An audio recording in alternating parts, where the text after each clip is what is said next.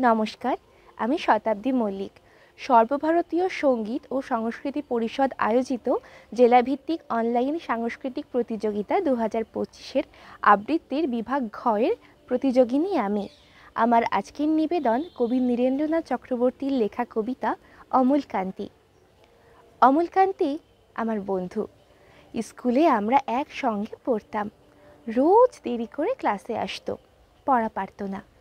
শব্দরূপ জিজ্ঞেস করলে এমন অবাক হয়ে জানলার দিকে তাকিয়ে থাকতো যে দেখে ভারী কষ্ট হতো আমাদের। আমরা কেউ মাস্টার হতে চেয়েছিলাম, কেউ ডাক্তার, কেউ উকিল। অমলকান্তি সেসব কিছুই হতে চায়নি। সে রোদ্দুর হতে চেয়েছিল। ক্ষান্ত বর্ষণ কাক ডাকা বিকেলের সেই লাজুক রোদ্দুর, জাম আর জামরুলের পাতায় যা নাকি অল্প একটু হাসির মতো লেগে থাকে। আমরা কেউ মাস্টার হয়েছি, কেউ ডাক্তার, কেউ উকিল।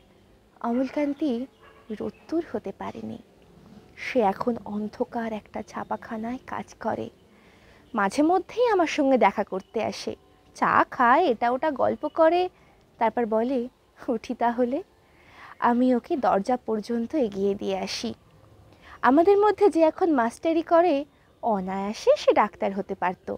যে ডাক্তার হতে চেয়েছিল, উকিল হলেও তার এমন কিছু ক্ষতি হতো না।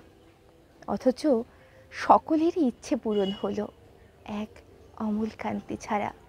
অমলকান্তি রোদ্দুর হতে পারেনি। সেই অমলকান্তি রোদ্দুরের কথা ভাবতে ভাবতে যে একদিন রোদ্দুর হয়ে যেতে চেয়েছিল। নমস্কার।